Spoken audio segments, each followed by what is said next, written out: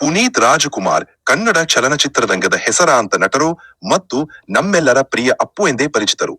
ಅವರ ಅಭಿನಯ ಹಾಸ್ಯ ಚಾತುರ್ಯದಿಂದ ಅವರು ಜನಮನವನ್ನು ಗಳಿಸಿದ್ದಾರೆ. ಹಲೋ, ನಮಸ್ಕಾರ. ವೆಲ್ಕಮ್ ಟು ಟೆಕ್ಲೂರು ಕನ್ನಡ ಯೂಟ್ಯೂಬ್ ಚಾನಲ್. ನೀವೆಲ್ಲ ಆರಾಮಾಗಿದ್ದೀರಿ ಅಂತ ಅಂದ್ಕೊಂಡಿದ್ದೀನಿ.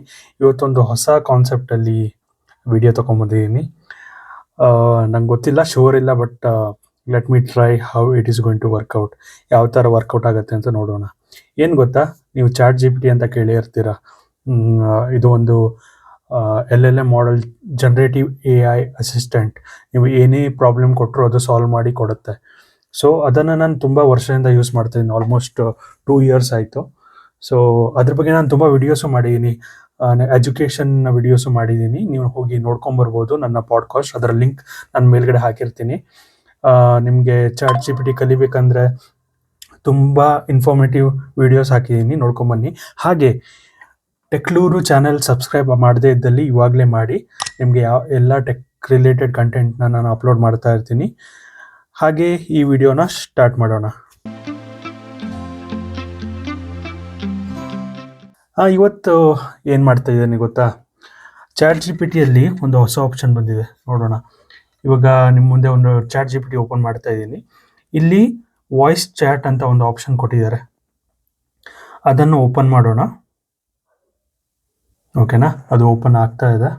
ಹಾಗೆ ಅದ್ರ ಹತ್ರ ಮಾತಾಡೋಣ. ಸೊ ಮೇನ್ ಐಡಿಯಾ ಏನಂದರೆ ಅದನ್ನು ಕನ್ನಡದಲ್ಲಿ ಮಾತಾಡಿಸೋದು. ಸೊ ಕ್ಲಾರಿಟಿ ಇಲ್ದಿದ್ರೆ ಅದಕ್ಕೆ ಹೇಳ್ಕೊಡೋದು. ಯಾವ ಥರ ವರ್ಕೌಟ್ ಆಗುತ್ತೆ ಅಂತ ನೋಡೋಣ, ಬನ್ನಿ. Hello. Yup, Hey there, how's it going? I'm good. I'm from Tekluru. That's awesome. Tekluru is doing some fantastic stuff. What's on the agenda for today? I'm going to ask you question in Kannada. I want you to answer in Kannada. Can you do that? ಹೌದು, ನಾನು ಕನ್ನಡದಲ್ಲಿ ಉತ್ತರಿಸಬಹುದು. ನೀವು ಕೇಳಬಹುದು. Awesome. ಏನಾದರೂ ಸಹಾಯ ಬೇಕಾದ್ರೆ ಕೇಳಿ. Okay, start ಮಾಡೋಣ. ನಿಮಗೆ ಪುನೀತ್ ಸರಿ, ರಾಜ್ಕುಮಾರ್ ಶುರು ಅಂದರೆ ಗೊತ್ತಾ ಯಾರಂತ? ಹೌದು, ಪುನೀತ್ ರಾಜಕುಮಾರ್ ಕನ್ನಡ ಚಲನಚಿತ್ರರಂಗದ ಹೆಸರಾಂತ ನಟರು ಮತ್ತು ನಮ್ಮೆಲ್ಲರ ಪ್ರಿಯ ಅಪ್ಪು ಎಂದೇ ಪರಿಚಿತರು. ಅವರ ಅಭಿನಯ ಹಾಸ್ಯ ಚಾತುರ್ಯದಿಂದ ಅವರು ಜನಮನವನ್ನು ಗಳಿಸಿದ್ದಾರೆ. ಅವರ ಇಷ್ಟವಾದ ಊಟ ಯಾವುದು ಅಂತ ಗೊತ್ತಾ? ಅವರ ಇಷ್ಟ ಪ್ರಿಯವಾಗಿ ಊಟದ ಬಗ್ಗೆ ಸೇರಿಲ್ಲ, ಆದರೆ ಕೆಲವೇ ವೇಳೆ ಅವರು ಸ್ವಯಂ ಪಾಕವನ್ನು ಇಷ್ಟಪಡುತ್ತಾರೆ ಅನ್ನೋದು ಗೊತ್ತಾಗಿದೆ. ವಿಶೇಷವಾಗಿ ಕರ್ನಾಟಕದ ಸಾಂಪ್ರದಾಯಿಕ ಊಟದ ಬಗೆಗೆ ಅವರ ಆಸಕ್ತಿ ಇತ್ತು. ಯಾವ ಥರದ ಸಾಂಪ್ರದಾಯಿಕ ಊಟ ಹೇಳುವಲ್ಲಿರಾ? ಕರ್ನಾಟಕದ ಸಾಂಪ್ರದಾಯಿಕ ಊಟಗಳಿಗೆ ಎಕ್ಸಾಂಪಲ್ಸ್ ಇನ್ಕ್ಲೂಡ್ ಬಿಸಿಬೇಳೆ ಬಾತ್, ಮುದ್ದೆ ಸಾರು, ಮಸಾಲೆ ದೋಸೆ ಹಾಗೂ 2 ಬೇಳೆ ಒಗ್ಗರಣೆ. ಪುನೀತ್ ರಾಜಕುಮಾರರಿಗೆ ಇವುಗಳಿಗಿಂತ ಅಷ್ಟಾದ್ರೆ ಇಷ್ಟವಾಗಿರಬಹುದೇ? So sir, doctor Puneeth Rajkumar ಬಗ್ಗೆ ನಾನು ಕೆಲವೊಂದು ಕ್ವಶನ್ ಕೇಳಿದೆ, ಆನ್ಸರ್ ಮಾಡಿದೆ. ಅಲ್ಲಿ ಇಲ್ಲಿ ಸ್ವಲ್ಪ ಕನ್ನಡ ಮಿಸ್ಟೇಕ್ ಮಾಡ್ತಾ ಇದೆ, ಪರವಾಗಿಲ್ಲ. ಇವಾಗ ಒಂದು ಗಾದೆ ಮಾತು ಹೇಳ್ಕೊಟ್ಟಿದ್ದೆ ChatGPTಗೆ. ಆ್ಯಕ್ಚುಲಿ ಅದು ಹೇಳ್ತು ನನಗೆ, ಕೈ ಕೆಸರಾದರೆ ಬಾಯಿ ಮೊಸರು ಅಂತ. ಬಟ್ ಅದು ರಾಂಗಾಗಿ ಹೇಳ್ತಾ ಇತ್ತು. ನಾನು ಟ್ರೈನ್ ಮಾಡಿದ್ದೀನಿ, ಬಟ್ ಇವಾಗ ಅದು ನೆನಪಿರುತ್ತೋ ಇಲ್ಲ ಅಂತ ನೋಡೋಣ. ಹಲೋ, ಕ್ಯಾನ್ ಯು ಟೆಲ್ ಕೈ ಕೆಸರಾದರೆ ಬಾಯಿ ಮೊಸರು? ಹೌದು, ಬೈಮೋಸರ ತಯಾರಿಸುವುದಕ್ಕೆ ನೋದಕ್ಕೆ ಮೊದಲಿಗೆ ಮೊಸರು ಮತ್ತು ಒಳವೆ ಎಣ್ಣೆ ಸೇರಿಸಿ ಚೆನ್ನಾಗಿ ಕಲಿಸಿಕೊಳ್ಳಿ. ಆಮೇಲೆ ಅದಕ್ಕೆ ಉಪ್ಪು, ಖಾರ ಪುಡಿ Okay, stop. ಹಾಗೂ ಹುಣಸೆ ಹಣ್ಣು ರಸವನ್ನು ಸೇರಿಸಿ. ಚೆನ್ನಾಗಿದೆ. ಹೇಗಿದೆ ನಿಮಗೆ? ನಾನು ಹೇಳಿದ್ದು ಕನ್ನಡದಲ್ಲಿ ಕೈ ಕೆಸರಾದರೆ ಬಾಯಿ ಮೊಸರು, ಈ ಗಾದೆ ಮಾತನ್ನು ಹೇಳಿ ಅಂತ. ಸರಿ. ಕೈಗೆ ಸರಾದರೆ ಬಾಯಿ ಮೊಸರು ಅಂದರೆ ಯಾವುದನ್ನು ಬೇಕಾದಾದ್ರೂ ಸರಿ ಮಾಡುವುದಕ್ಕೆ ನಮ್ಮ ಮನಸ್ಸು, ಶಬ್ದಗಳು ಮತ್ತು ನಡೆಗಳು ಎಲ್ಲವೂ ಸರಿಯಾಗಿರಬೇಕು ಅಷ್ಟೆ.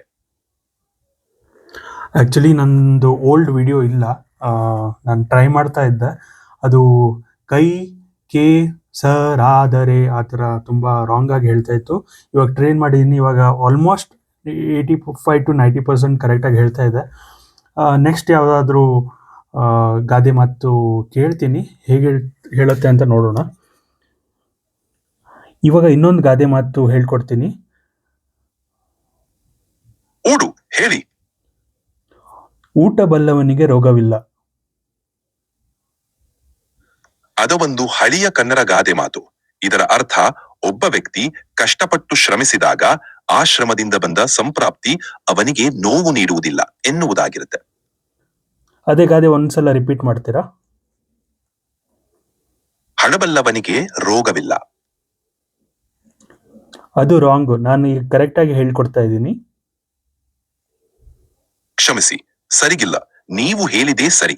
ಖಡಬಲ್ಲವನಿಗೆ ರೋಗವಿಲ್ಲ ಎಂಬ ಗಾದೆ ಮಾತು ಒಬ್ಬ ವ್ಯಕ್ತಿ ಕಷ್ಟಪಟ್ಟು ಶ್ರಮಿಸಿದಾಗ ಆ ಶ್ರಮದಿಂದ ಬಂದ ಸಂಪ್ರಾಪ್ತಿ ಅವನಿಗೆ ನೋವು ನೀಡುವುದಿಲ್ಲ ಎನ್ನುವುದಾಗಿರುತ್ತೆ. ಅದು ಕರೆಕ್ಟ್ ಆಗಿ ಹೀಗೆ ಹೇಳುವುದು, ಊಟ ಬಲ್ಲವನಿಗೆ. ಸರಿ, ಊಟ ಬಲ್ಲವನಿಗೆ ರೋಗವಿಲ್ಲ ಅಂದ್ರೆ ಒಬ್ಬ ವ್ಯಕ್ತಿ ಸರಿಯಾದ ಆಹಾರವನ್ನು ಕಾನೂನು ಪಾಲಕವಾಗಿ ತೆಗೆದುಕೊಂಡಾಗ, ಅಂದ್ರೆ ಸಮತೋಲನ ಆಹಾರ ಸೇವಿಸಿದಾಗ ಅವನ ಆರೋಗ್ಯಕ್ಕೆ ಏನೂ ತೊಂದರೆ ಆಗುವುದಿಲ್ಲ ಎಂಬರ್ಥ. ಆಸಮ್, ಇವಾಗ ಕರೆಕ್ಟ್ ಆಗಿ ಹೇಳಿದ್ರಿ. ಧನ್ಯವಾದಗಳು. ಇನ್ನು ಏನಾದರೂ ಸಹಾಯಕ್ಕೆ ನನ್ನ ಕಡೆಗೆ ಕೇಳಿರಿ. ಇವಾಗ ಎರಡೂ ಗಾದೆ ಮಾತುಗಳನ್ನು ಒಟ್ಟಿಗೆ ಹೇಳಬಲ್ಲಿರಾ? ತೀರ್ಥನ ಕೇರಿಯಲ್ಲಿ ಕಾಫಿ ಮೋವಿ, ಪುಟ್ಟ ದೇಹಕ್ಕೆ ದೊಡ್ಡ ಒಣಕೆ, ಊಟ ಬಲ್ಲವನಿಗೆ ರೋಗವಿಲ್ಲ. ಈ ಎರಡೂ ಗಾದೆ ಮಾತುಗಳು ನಿಂಗೇಕೆ? ಕ್ಷಮಿಸಿ, ಅದು ತಪ್ಪು. ಸರಿಯಾಗಿ ಈ ರೀತಿ ಹೇಳಬಹುದು, ಉಟ್ಟಬಲ್ಲವನಿಗೆ ರೋಗವಿಲ್ಲ ಎಂಬುದಾಗಿ ಒಬ್ಬ ವ್ಯಕ್ತಿ ಸರಿಯಾದ ಆಹಾರವನ್ನು ನಿಯಮಿತವಾಗಿ ಸೇವಿಸಿದಾಗ ಅವನಿಗೆ ಆರೋಗ್ಯ ಸಮಸ್ಯೆಗಳಾಗುವ ಸಾಧ್ಯತೆ ಕಡಿಮೆಯಾಗುತ್ತದೆ. ದುಡಿಮೆಯನ್ನು ಅರ್ಥಪೂರ್ಣವಾಗಿ ಬಳಸುವವನು ಶ್ರಮದಿಂದ ಗಳಿಸಿದ ಫಲಿತಾಂಶದಿಂದ ಆರೋಗ್ಯ ಸಮಸ್ಯೆಗಳಾಗಿ ಮುಂಬರದಾದಂತೆ ಸಮರ್ಥ ಶರೀರವನ್ನು ಪಡೆಯುತ್ತಾನೆ. ಓಕೆ, ಕೇಳಿದ್ರಲ್ಲ ಸ್ನೇಹಿತರೆ. ತಪ್ಪು ಮಾಡ್ತಾ ಇದೆ, ಬಟ್ ಆದಷ್ಟು ಪ್ರಯತ್ನ ಮಾಡ್ತಾ ಇದ್ದೀನಿ ಅದು ಸರಿಯಾಗಿ ಉಚ್ಚಾರಣೆ ಕರೆಕ್ಟಾಗಿ ಮಾಡೋಕ್ಕೆ. ನೀವು ಕೇಳಿ ನೋಡಿ, ನಿಮ್ಮ ಫೋನಲ್ಲಿ ChatGPT ಓಪನ್ ಮಾಡಿ ಕನ್ನಡ ಗಾದೆ ಮಾತು ಹೇಳಕ್ಕೆ ಹೇಳಿ. ಅದರಲ್ಲಿ ಎರಡು ನಾನು ಹೇಳ್ಕೊಟ್ಟಿರೋದಿದೆ, ಅದು ಕರೆಕ್ಟಾಗಿ ಹೇಳುತ್ತಾ ಇಲ್ಲ ಅಂತ ನೀವು ಟೆಸ್ಟ್ ಮಾಡಿ ಕಮೆಂಟ್ ಮಾಡಿ. ಒಂದು ಕೈ ಕೆಸರಾದರೆ ಬಾಯಿ ಮೊಸರು, ಎರಡನೇದು ಊಟ ಬಲ್ಲವನಿಗೆ ರೋಗವಿಲ್ಲ. ಓಕೆನಾ? ಮತ್ತೇನಾದರೂ ಕೇಳಬೇಕಾ, ಮತ್ತೇನಾದರೂ ಟ್ರೈನ್ ಮಾಡಬೇಕಾ ChatGPTಗೆ? ನೀವು ನನಗೆ ಕಮೆಂಟ್ ಸೆಕ್ಷನಲ್ಲಿ ಕಮೆಂಟ್ ಮಾಡಿ ತಿಳಿಸಿ. ಈ ವಿಡಿಯೋ ಹೇಗೆ ಅನಿಸ್ತು ಅಂತ ಹೇಳಿ. ಹಾಗೆ ಸಿಗೋಣ. ನೀವು ಹೇಳ್ಬೋದಾ, ಟೆಕ್ಲೂರು ಯೂಟ್ಯೂಬ್ ಸಬ್ಸ್ಕ್ರೈಬರ್ ಎಲ್ಲರೂ ಈ ಚಾನಲ್ಗೆ ಕಮೆಂಟ್ ಮಾಡಿ, ಲೈಕ್ ಮಾಡಿ. ಯಾರು ಸಬ್ಸ್ಕ್ರೈಬ್ ಆಗಿಲ್ವೋ ಅವರು ಸಬ್ಸ್ಕ್ರೈಬ್ ಮಾಡಿ ಅಂತ ಕನ್ನಡದಲ್ಲಿ, ಶುದ್ಧ ಕನ್ನಡದಲ್ಲಿ ಹೇಳಬೇಕು, ಆಯ್ತಾ? ನಮಸ್ಕಾರ. ಟೆಕ್ಲೂರು ಯೂಟ್ಯೂಬ್ ಚಾನೆಲ್ ಸಬ್ಸ್ಕ್ರೈಬರ್ಸ್ ಎಲ್ಲರಿಗೂ ದಯವಿಟ್ಟು ಈ ಚಾನಲ್ಗೆ ಕಮೆಂಟ್ ಮಾಡಿ, ಲೈಕ್ ಮಾಡಿ. ಇನ್ನೂ ಸಬ್ಸ್ಕ್ರೈಬ್ ಮಾಡಿಲ್ಲದವರು ತಕ್ಷಣ ಸಬ್ಸ್ಕ್ರೈಬ್ ಮಾಡಿ. ನಮ್ಮ ಕ್ರಿಯೇಟಿವ್ ಮತ್ತು ಇನೋವೇಟಿವ್ ಟೆಕ್ ವಿಷಯಗಳನ್ನ ನೀವು ತಪ್ಪದೆ ಎಂಜಾಯ್ ಮಾಡ್ತೀರಾ. ಓಕೆ ಸ್ನೇಹಿತರೆ, ಆಸಮ್ ಆಗಿತ್ತಲ್ವಾ ChatGPT ಟೆಕ್ನಾಲಜಿ? ಮತ್ತೆ ನೆಕ್ಸ್ಟ್ ವಿಡಿಯೋದಲ್ಲಿ ಸಿಗೋಣ. ಇದೇ ಥರ ಹೊಸ ಹೊಸ ಟೆಕ್ ಕಂಟೆಂಟ್ನ ನಾನು ತೊಗೊಂಬರ್ತೀನಿ. ಹೋಗಿ ಬರ್ತೀನಿ ಸ್ನೇಹಿತರೆ. Good bye. See you again. Bye.